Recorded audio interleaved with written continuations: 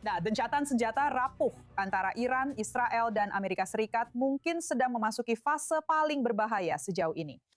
Laporan baru mengatakan bahwa Washington dan Yerusalem kini sedang melakukan persiapan paling serius sejauh ini untuk kemungkinan aksi militer kembali terhadap Iran yang mungkin terjadi dalam beberapa hari ke depan karena negosiasi terus mengalami kebuntuan.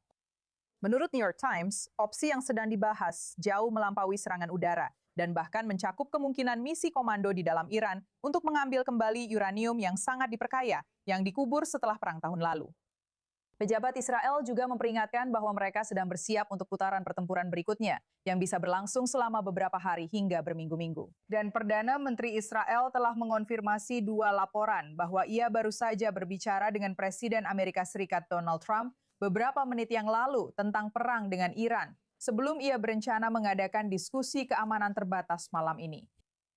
Bergabung bersama kami sekarang dari Amerika Serikat adalah Michael Mulroy, mantan Wakil Asisten Menteri Pertahanan Amerika Serikat untuk Timur Tengah.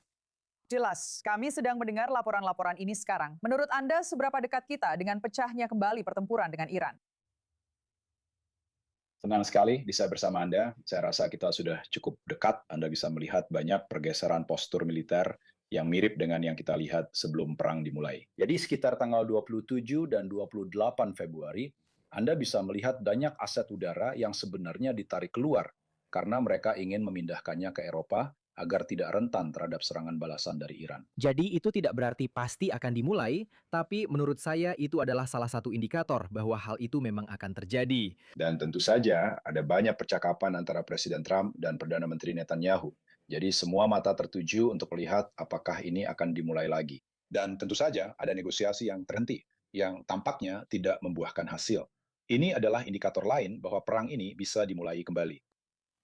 Laporan-laporan yang kami lihat ini menyebutkan kemungkinan operasi komando untuk mengambil kembali uranium yang telah diperkaya yang dikubur di dalam Iran dari sudut pandang militer. Seberapa berisiko dan bahkan realistis operasi seperti itu sebenarnya?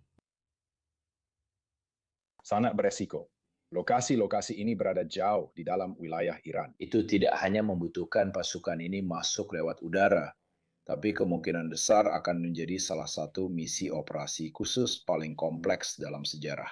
Mereka mungkin harus tetap berada di darat selama berminggu-minggu sejujurnya. Dan mereka mungkin harus membangun landasan pacu, membawa alat berat.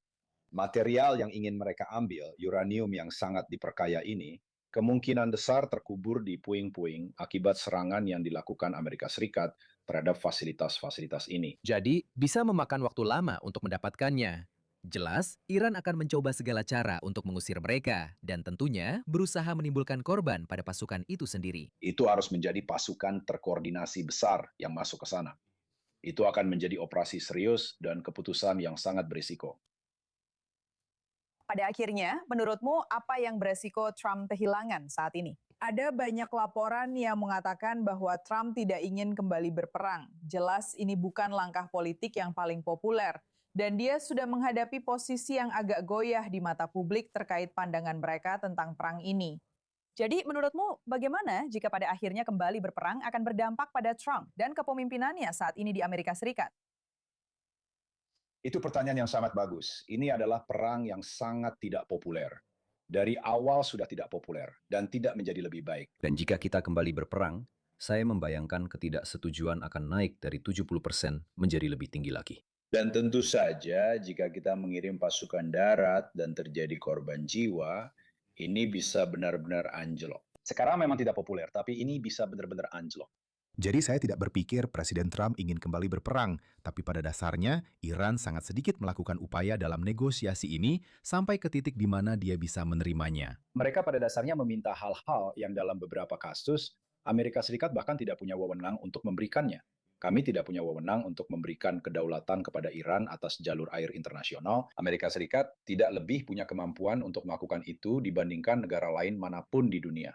Jadi mereka sangat jauh dari kesepakatan dan segala bentuk negosiasi dalam hal ini, sehingga pilihannya adalah kebuntuan dengan selat yang sebagian diblokir dan jelas ada blokade atau akan terjadi eskalasi. Dan tentu saja, bukan hanya Amerika Serikat dan Israel yang akan melakukan serangan. Iran kemungkinan besar akan merespons. Mereka mungkin akan semakin memperbesar kekhawatiran soal mahalnya biaya energi.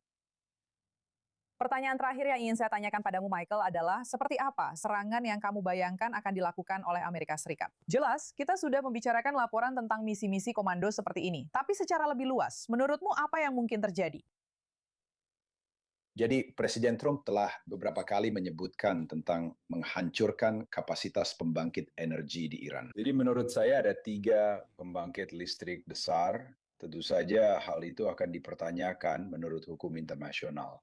Anda tahu, listrik dibutuhkan untuk menjalankan generator. Listrik juga dibutuhkan untuk menjalankan rumah sakit, pabrik desalinasi. Banyak hal yang hanya untuk warga sipil. Tapi itulah yang dia bicarakan.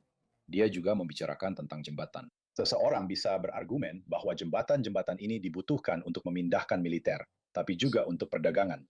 Warga sipil juga menggunakannya sama banyaknya. Jadi sepertinya itulah yang menjadi fokusnya. Setidaknya dari apa yang dia bicarakan. Jadi, saya akan memperhatikan hal itu. Dan jika ini dimulai lagi, saya membayangkan semacam versi dari itu. Semoga saja terkait dengan penggunaan militer, sehingga membuatnya menjadi target yang sah. Tapi kemungkinan besar kesanalah arahnya. Baiklah, Michael, saya ingin mengucapkan terima kasih banyak karena telah bergabung bersama kami dan memberikan wawasan Anda.